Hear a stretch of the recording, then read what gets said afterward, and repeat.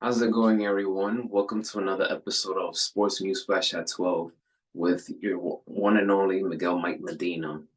So let's get straight to the point. Juan Soto is now a official member of the New York Yankees. He got traded alongside with Trent Grisham, and the Yankees gave up four prospects for Juan Soto. It's a risky move. I understand that the Yankees need a left-handed batter. I understand that in that ballpark, Juan Soto will hit a lot of home runs.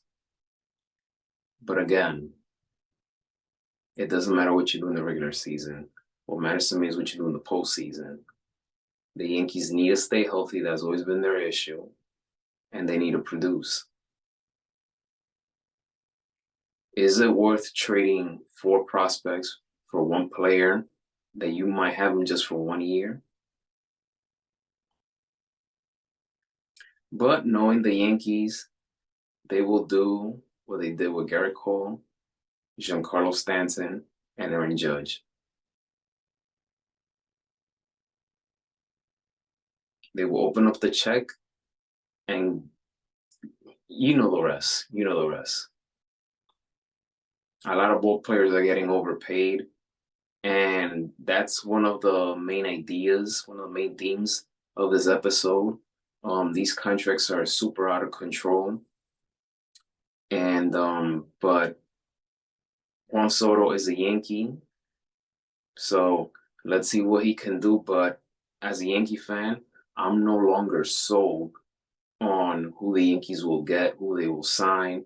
I care more about who they will bring up more than who they will sign in the free agency. The Yankees are not the Yankees of the past. They just not. They haven't made the World Series since 2009. They haven't reached the World Series since 2009. For a team that is super expensive, that invests a lot of money in their players, you have Garrett Cole, Stanton, Judge. No titles to show for. Is either wildcard exit or division series exit, or even championship series exit. Houston is not going nowhere. Baltimore got better. Tampa will continue to get better. Now with the playoff expansion happening, anyone can get hot at the right time. Anyone can make it to the World Series. So again, I'm not gonna do no backflips with Juan Soto. I've seen this before.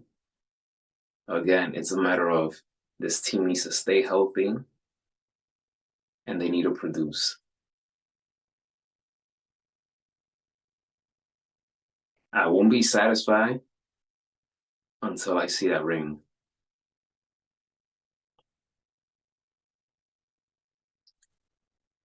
Will Aaron Judge play center field now? Is a high possibility. I think it will be weird, but it's a high possibility. I do think that Trent Grisham is a good defensive center fielder, but I don't think he'll be used as full time unless someone goes down with an injury, then he'll be placed there. But Juan Soto is not a great defensive outfielder. He usually plays right field. So it'll be interesting. It'll be an interesting dynamic to see how all of this will play out. And to speak about contracts, let's go with the other one.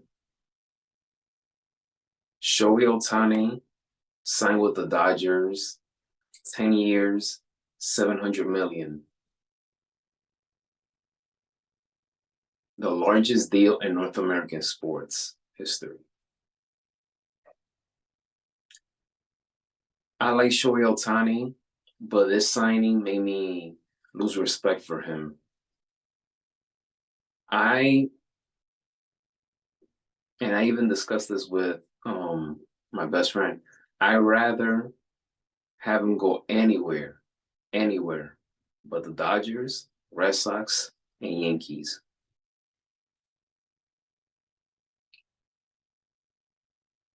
Shohei Ohtani is 29.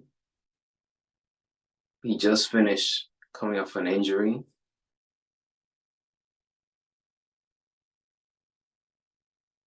But 700 million?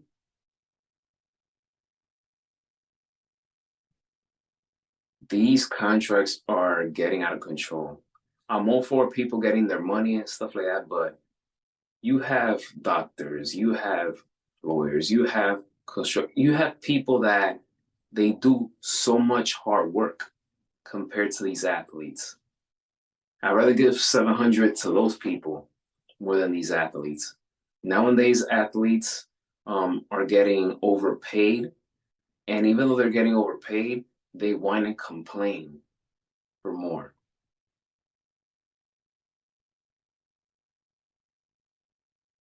You have to be content with what you have. Don't whine, don't complain. Just do your job. All this excitement about Ohtani possibly being traded to Toronto, even though Toronto would have been a great option. But I feel that all of this talk about him getting traded here and there, for him to go to the Dodgers, that just didn't sit well with me. The Dodgers, they have one title since 1988, and that came in 2020 in a short season because of the pandemic. They've had so much talent on this team for the last 7 years, I would say, just to win one title, and that came in a short season. They still haven't proved that they could win in a full season yet. Now you have Freddie Freeman, Mookie Betts, all this other talent, and now you have Shohei Ohtani. It just makes it unfair. If this was the NBA, obviously they would have won. But in baseball, I get that sometimes it's unpredictable. Anyone can be beaten. But still, I did not want Shohei Ohtani in a Dodger uniform. And if I remember correctly, when he came to the majors, supposedly there were things that were being said that he didn't want to go to a big market to play for a big market city, so he settled for the Angels. But then again, the Angels are in Anaheim, so I really don't understand. But again, I'm disappointed that he went to the Dodgers. I hoped for a better option, but it is what it is. Toronto would have been great, to be honest. Toronto, anywhere but the Dodgers, Yankees, and Red Sox, I would have been fine.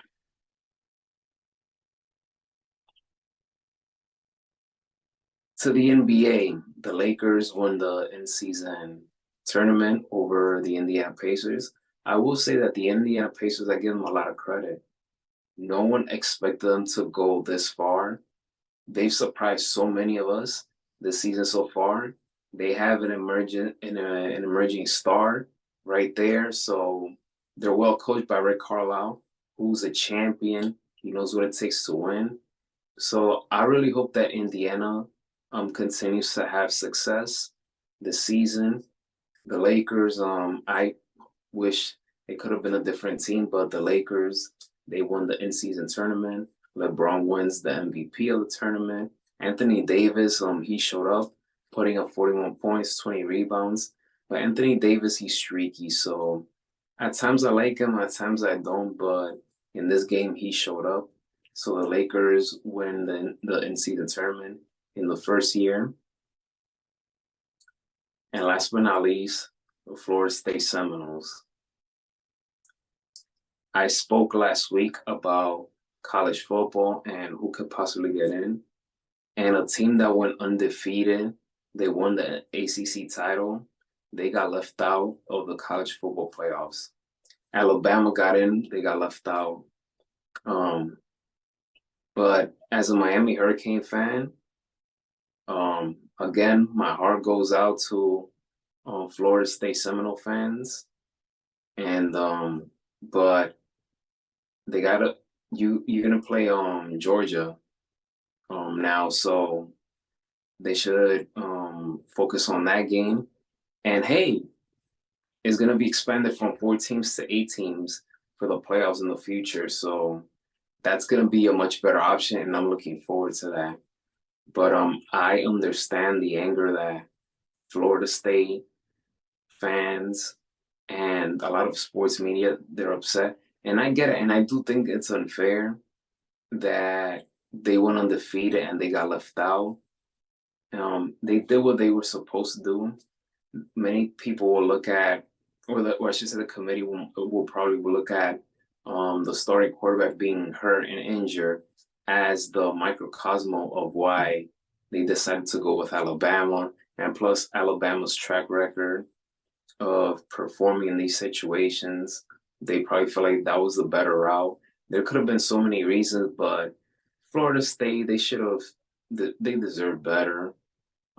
I would have put them in my top four category.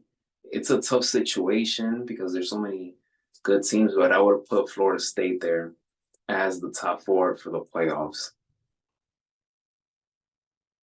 That does it for this episode of Sports News Splash at 12.